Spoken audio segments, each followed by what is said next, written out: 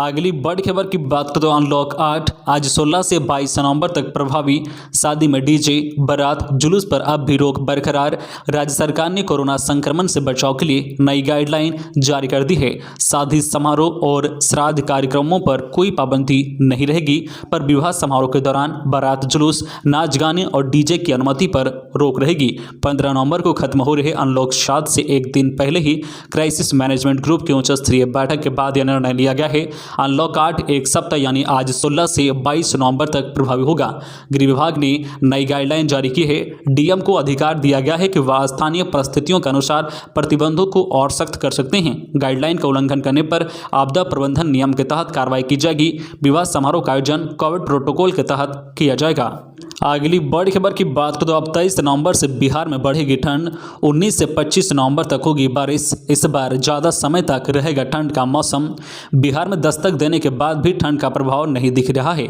पूर्वी हवा के प्रभाव से कम होता ठंड का प्रभाव अब 23 नवंबर से प्रभावी होगा। मौसम विभाग के मुताबिक अब 23 नवंबर से ठंड की वापसी होगी। इसी बीच पूर्वी हवा के प्रभाव के कारण रात के तापमान में 2 से 3 डिग्री सेल्सियस की बढ़ोतरी होगी। ठंड में थोड़ी देर हो रही है, लेकिन इस बार साल 2021 के मानसून का असर ठंड पर साफ दिखेगा। ठंड काफी समय तक बिहार में अपना प्रभाव बनाए रखेगी। 19 से 25 नवंबर के बीच बारिश का पूर्वानुमान है और इसके बाद ठंड का असर बढ़ जाएगा। अगली बड़ी खबर की बात करें तो शराबबंदी कानून से पीछे नहीं हटेंगे सीएम नीतीश। कहा शराब पियोगे तो मरोगे। मुख्यमंत्री नीतीश कुमार ने एक बार फिर साफ तौर पर कहा है कि शराबबंदी का उल्लंघन बर्दाश्त नहीं किया जाएगा। शराबबंदी कानून में कोताही बरतने वाले पदाधिकारियों पर कड़ी कार्रवाई की जाएगी। साथ ही शराब का सेवन लोग नहीं करें, इसको लेकर जागरूकता अभियान चलेगा। मुख्यमंत्री ने कहा है कि शराब पियोगे तो मरोगे, इसको लेकर लोगों को जागरूक किया जाएगा। अगली बड़ी खबर की बात करें तो कोरोना को हल्के में ना ले। बिना मास्क प्लेटफॉर्म पर गए तो यात्रियों को लगेगा जुर्माना। रेलवे ने जारी किया आदेश। गया जंक्शन सहित ट्रेन व प्लेटफॉर्म पर भीड़ भाड़ के बीच कोविड-19 गाइडलाइन का सही तरीके से पालन नहीं होने की स्थिति पर रेलवे ने चिंता जताई है। साथ ही बिना मास्क वाले यात्रियों पर जुर्माना लगाने का फैसला लिया है। स्टेशनों पर यात्रियों के बीच जागरूकता अभियान चलाने तथा मास्क लगाकर ट्रेन में सफर करने के लिए माइकिंग कराई जा रही है। अगली बड़ी खबर की बात करें तो 7वें चरण की वोटिंग संपन्न। 62.14% हुआ मतदान। सारण में चुनावी रंजिश में हिंसक झड़प, 6 लोग जख्मी। बिहार पंचायत चुनाव में 7वें चरण की सीटों पर मतदान संपन्न हुआ। चाक चौबंद सुरक्षा के बीच सोमवार को 37 जिलों के 63 प्रखंडों की 903 पंचायतों में वोटिंग हुई। 7वें चरण में कुल 62.14% मतदान हुआ। सबसे अधिक गया में 72.50% और सबसे कम सारण में 50.68% मतदान हुआ। इसमें 58.70% पुरुष और वही 65.58% महिलाओं ने वोटिंग की। इसी बीच सारण में चुनाव रंजिश में हिंसक झड़प हो गई। इनमें 6 लोग जख्मी हो गए। अगली बड़ी खबर की बात करें तो पटना में दिन दहाड़े 41 लाख की लूट। बाइक सवार बदमाशों ने अटल पथ पर दिया वारदात को अंजाम। राजधानी पटना में अपराधियों ने एक बार फिर से पटना पुलिस को चुनौती दी है। बदमाशों ने दिन दहाड़े बड़ी लूट की वारदात को अंजाम दिया है। सोमवार को राजधानी के पाटलिपुत्र थाना के अटल पथ पर अपराधियों ने पिस्टल के बल पर 41 लाख रुपए लूट लिए हैं। पटना में 41 लाख की लूट की खबर आग की तरह फैल गई है। घटना की सूचना मिलने के बाद मौके पर पहुंची पुलिस जांच में जुट गई है। अगली बड़ी खबर की बात करें तो आयुष चिकित्सकों के लिए खुशखबरी। 3270 पदों पर जनवरी में होगी नियुक्ति।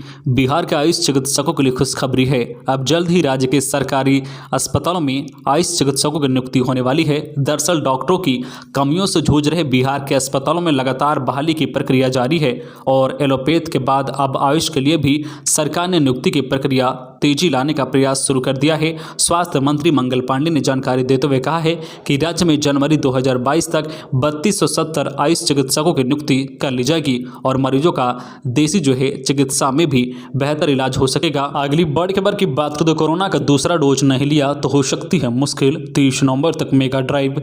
बिहार में कोरोना टीकाकरण को लेकर स्वास्थ्य विभाग लगातार मुस्तैदी से जुटा है और लक्ष्य से ज़्यादा लोग वैक्सीन देने में सफलता भी हासिल कर चुका है।